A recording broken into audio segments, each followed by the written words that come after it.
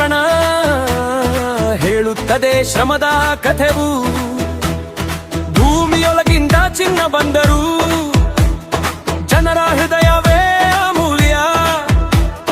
ಕಷ್ಟದಲ್ಲಿ ಬೆಳೆದ ಈ ನಾಡು ಇಂದು ಕೂಡ ಅಷ್ಟೇ ಶಕ್ತಿಯುತ.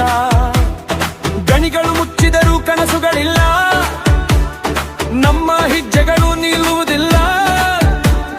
ಕೆಜಿಎಫ್ ಹೆಸರಿನ ಗೌರವವನ್ನು ಜಗದ ಮುಂದೆ ತೋರಿಸುತ್ತೇವೆ.